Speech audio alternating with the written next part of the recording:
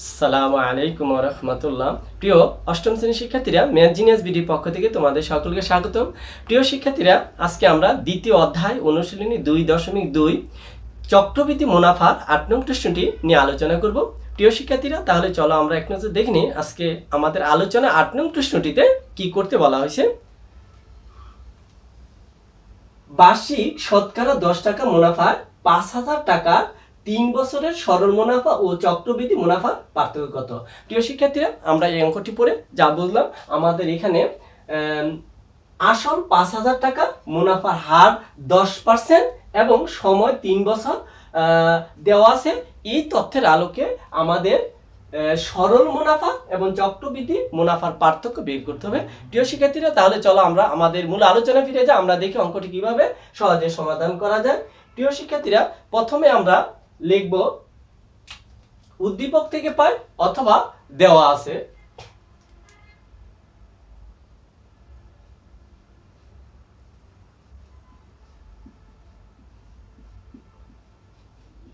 উদ্দীপক থেকে পায় আমাদের আসল টাকা দেওয়া আছে 5,000,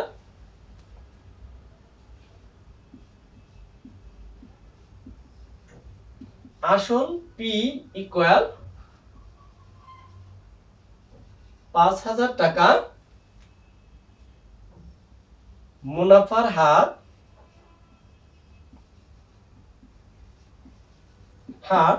আর ইকুয়াল 10%। প্রিয় শিক্ষার্থীরা, এই পার্সেন্টটিকে আমরা টাকা রূপান্তর করে নিব। ইকুয়াল 10 ডিভাইডেড 100, এত টাকা ইকুয়াল, আমরা যদি 10 কে 100 দ্বারা ভাগ করি আমরা পাবো 10 ভাগ 100 ইকুয়াল 0.1।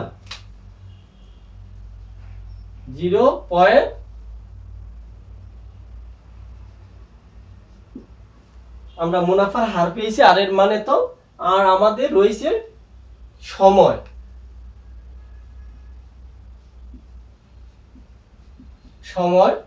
n ইকুয়াল 3 বছর। শিক্ষার্থীরা, এখন আমাদের প্রথম বলছে যে সরল মুনাফা, তাহলে আমরা সরল মুনাফার যে সূত্রটি আছে সেটা প্রয়োগ করে দিব। যে আমরা জানি সরল মুনাফা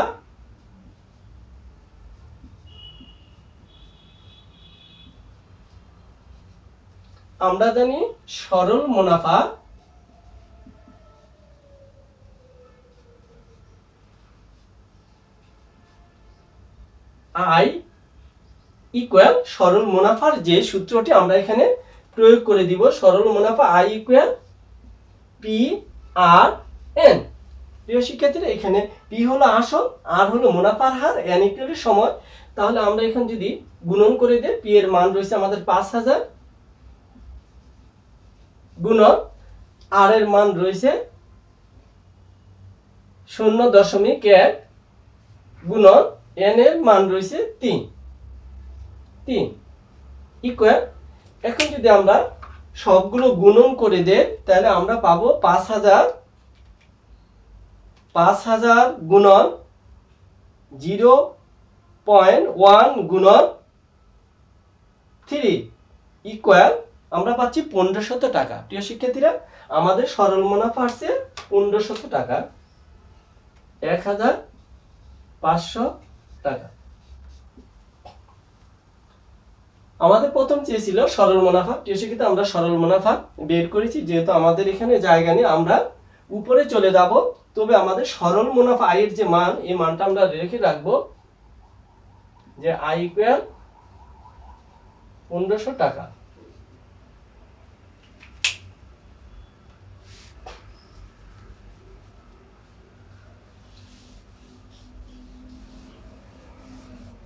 আমাদের এই অঙ্কটি করতে আরো কিছু তথ্য লাগবে। যে পি এর মানটা আমরা তুলে নিব। এই পি ইকুয়াল টু হলো 5,000 টাকা, আর আর এর মান রয়েছে আমাদের 0.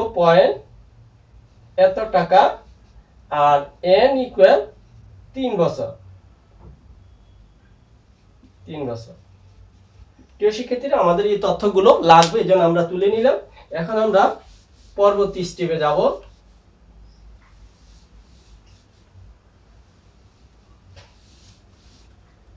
আমরা সরল মুনাফা বের করেছি, এখন আমরা বের করব চক্রবৃদ্ধি। প্রথমে আমরা চক্রবৃদ্ধি মূলধন বের করব, চক্রবৃদ্ধি মূলধন বের করে আমরা চক্রবৃদ্ধি মুনাফা বের করব। তাহলে আমরা জানি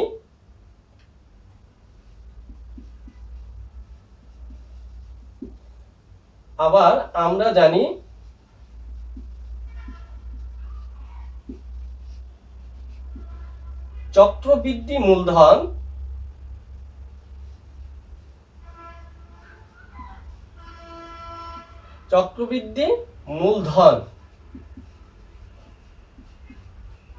মূলধন C equal P into 1 plus R power N.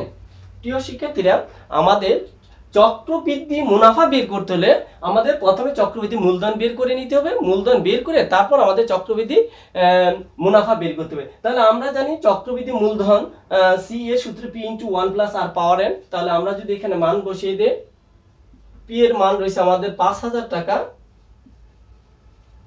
Into 1 যোগ আর এর মান রয়েছে 0.1 টাকা, এন এর মান রয়েছে আমাদের 3, আমরা উপরে পাওয়ার 3 দিয়ে নিলাম, ইকুয়াল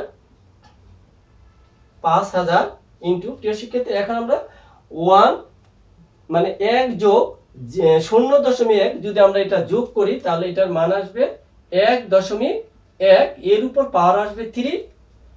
এখন আমরা দেখব 1.1 এর পাওয়ার 3 এর মান কি আসে, আমরা মানটা করে নিব। 1.1 পাওয়ার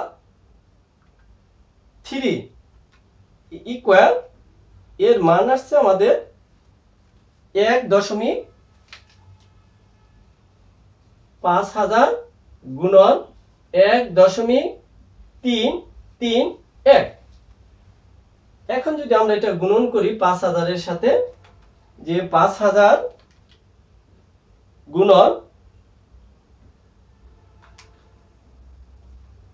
1.331 ইকুয়াল আমাদের আসবে 6655 টাকা। 6655 টাকা।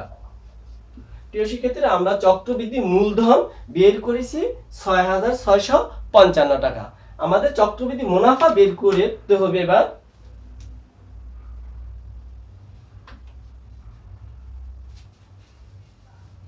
এবং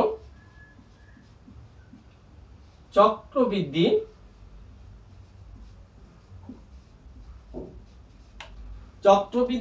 মুনাফা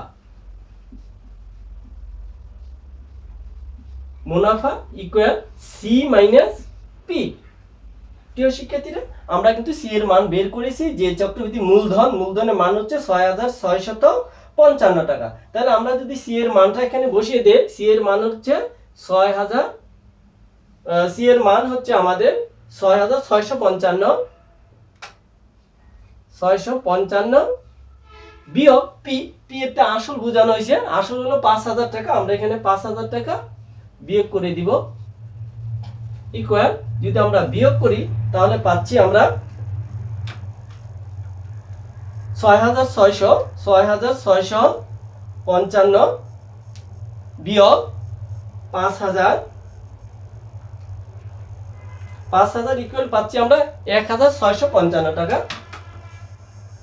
1655 টাকা। প্রিয় শিক্ষার্থীরা, আমরা চক্রবৃদ্ধি মুনাফা বের করে ফেলেছি যে 1655 টাকা। আমাদের চেয়েছিল যে সরল মুনাফা চক্রবৃদ্ধি মুনাফার পার্থক্য। আমাদের কিন্তু সরল মুনাফা আমরা আগে পেয়েছি যে 1500 টাকা পেয়েছি, এই যে আয়ের মান সরল মুনাফা পেয়েছি 1500 টাকা, আর আমাদের চক্রবৃদ্ধি মুনাফা পেয়েছি আমরা কত 1655 টাকা। তাহলে আমাদের চক্রবৃদ্ধি মুনাফার মানটা আমরা লিখে নিব, যে চক্রবৃদ্ধি মুনাফা আমাদের নিচে রয়েছে। প্রিয় শিক্ষার্থীরা, যেহেতু আমাদের জায়গা নেই, আমরা উপরে চলে যাব আবারও।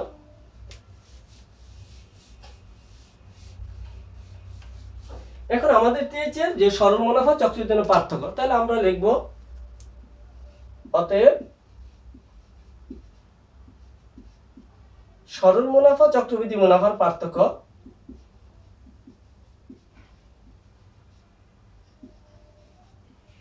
ও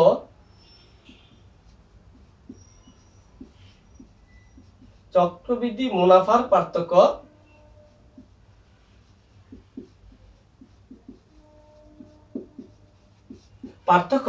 আমাদের চক্রবৃদ্ধি মুনাফা বেরিয়েছে 1655, তাহলে আমরা পার্থক্য করব 1655 বিয়োগ, আর সরল মুনাফা আমরা পেয়েছি 1500 টাকা, তাহলে আমরা এটা মাইনাস করে দিব 1500 টাকা, এত টাকা। প্রিয় শিক্ষার্থীরা, এখন যদি আমরা বিয়োগ করি যে 1655 থেকে যদি আমরা 1500 টাকা বাদ দেই তাহলে আমরা পাবো, আমরা বিয়োগ করে দিই, আমরা ইচ্ছা করলে করতে পারবো এইভাবে। আমাদের বিয়োগ হলো 1655 বিয়োগ 1500 ইকুয়াল আমরা পাচ্ছি 155 টাকা। প্রিয় শিক্ষার্থীরা, তাহলে আমাদের ফলাফল দাঁড়াবে ইকুয়াল 155 টাকা। আমাদের চেয়েছিল যে সরল মুনাফা চক্রবৃদ্ধি মুনাফার পার্থক্য, তাহলে আমরা লিখতে পারি অতএব নির্ণয় পার্থক্য। প্রিয় শিক্ষার্থীরা, আমাদের প্রশ্ন চেয়েছিল সরল মুনাফা চক্রবৃদ্ধি মুনাফার পার্থক্য, তাহলে আমরা সরল মুনাফা চক্রবৃদ্ধি মুনাফার পার্থক্য তো লিখে দিছি, তাহলে আমরা সরাসরি উত্তর লিখতে পারি। উত্তর 155 টাকা। প্রিয় শিক্ষার্থীরা, 8 নং প্রশ্নটিতে আমাদের যে সরল মুনাফা ও চক্রবৃদ্ধি মুনাফার পার্থক্য নির্ণয় করতে বলেছিল, আমরা কিন্তু তোমাদের সামনে সেটা তুলে ধরেছি। আশা করছি তোমরা অঙ্কটি বুঝতে পেরেছো। প্রিয় শিক্ষার্থীরা, তাহলে আজকে এখানে বিদায় নিতে হচ্ছে। তোমরা সবাই ভালো থাকবে। আসসালামু আলাইকুম ওয়া রাহমাতুল্লাহ।